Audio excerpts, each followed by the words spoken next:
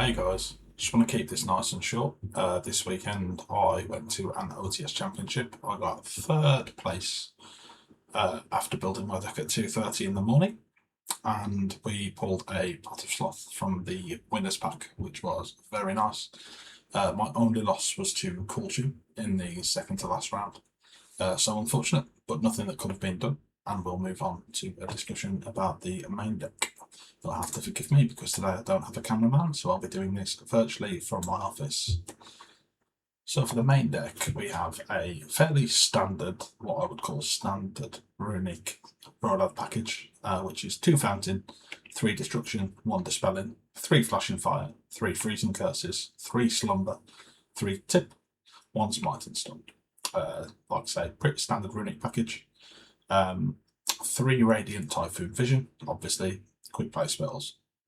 It's a broken card, it says draw 2, just draw the 2.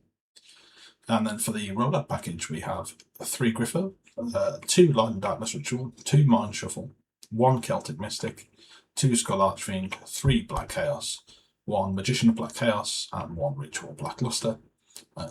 And then other things, we have 2 Fallen and the Virtuous and 2 Ragged Records. Would I change anything about the main deck? I would consider dropping the Fallen and the Virtuous package, although it's very good. The Runick stuff covers what the F&V can cover. So moving forward, I may swap that out for Super Poly in the main deck.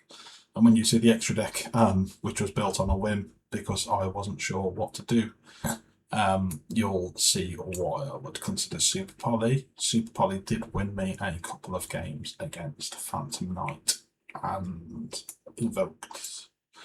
So moving on to the extra deck. We have 3 Hugin. It's Runick. Play 3 Hugin. Double protect your back row. It's very useful. Very, very useful. 1 Ecclesia in the Dark Dragon, 1 Albion. Obviously, if you don't have Ecclesia in the Dark Dragon, you can just play Fallen and the Virtuous with just an Albion. Or just 2 Albion, 3 Albion, however many you want. Again, if you're playing Super Poly, you could play the Dragon that Devours the Dogma. Didn't have time to find mine, so didn't play it. 1 Hyper Invoked Ale. Broken card. Won me the mirror match. Well, not mirror match. Won me a game against Invoked. I fusioned into it and declared Divine when he used Invoked Elysium, which ended the game on the spot. 1 Starving Venom Dragon, just good, generic. Darks are good. Super Poly 2 Darks into anything you like. 1 Predator Plant Dragos to Poly. 1 Archmage Deactorus. The deck knocks around. 1 Mixuzia the Confounder. Didn't come up, but cool targets. You can normally fuse away a Quem and a fusion monster for the branded matchup. Zeus never came up. Typhon never came up. SP may have came up once. Can't quite remember. Don't think it did. Clone Crew Diablo has the same material as Mud Dragon and a better effect if it's tributed in the matchups such as Branded and Invoked, where you can just return all the fusion monsters to the extra deck. And then 1 Garura for those matchups where we are against mono-type, mono-attribute decks. And for the side deck, we played 3 Fua for heavy combo decks such as PK. That came in for the PK matchup. 3 Crown. Crown's fantastic card. At UK Nationals this year, I didn't have Crown. I wish I did. It was fantastic all day. Triple evenly matched. I just think it's very good. This format can help you a lot in the Rolad mirror, and can just help against these wonky rogue decks and stun that appear from nowhere. 1 copy of Chaos Magical Hats. It comes in going first for me, alongside triple Solemn Accusation. This did negate an evenly matched. Well, I say negate, it changed the effect of the evenly matched, which won me the game. Because I just picked 3 Runick spells from the deck, and they destroyed 1. And then my engine was back online with the Runick tip I had in hand to get me the triple draw. And then 2 Super Polymerization. 2 Super Polymerization to finish that off. Super Poly was very good. Would heavily consider bumping to 3.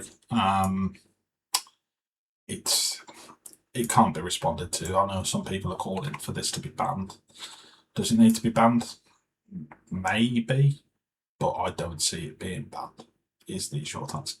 So the deck performed incredibly well. Considering I'd built it at 2 o'clock in the morning, I had zero practice. I've practiced the Rolad cards with various builds before. I don't own the branded things. I refuse to play for one of the white. I am bored to death of branded. So Runick seemed like a very good option. Realistically, again, the only things I would cut are the Fallen and the Virtuous.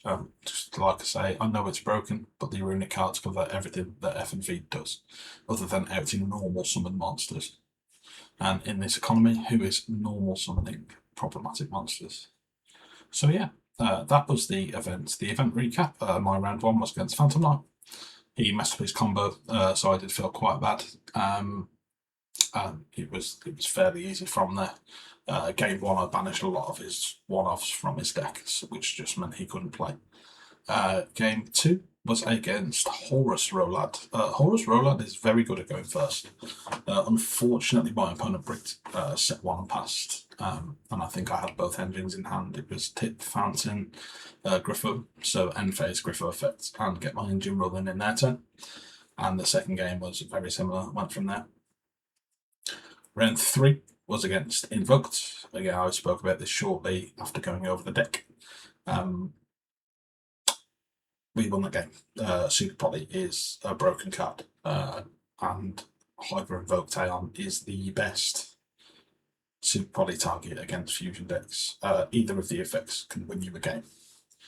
Round 4 was against Colton. It was a 2-1 loss. Sadly, I couldn't clinch the win in the last game. I needed a Black Chaos off the top to even remotely attempt to win that game. Yeah, just didn't happen. And then my round 5 was against Fairy Tail. In the second game, he secret villaged me. But my first action was to get Light and Darkness Ritual into grave and summon the Black Chaos. So it just checkmated his entire board, and then I had 4 Runick package to go off. So yeah, overall the deck was really good. Joshua Schmidt enjoyers should definitely consider this as a very real threat. I know there's a lot to counter spells in this current format.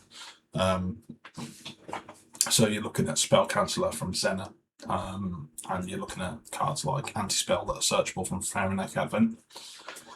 But other than that, I didn't run into those cards. And some days you will have days like that. You just will not run into those cards. So yeah, that's it for the deck profile and small discussion. If you want to see more, let me know. Thank you.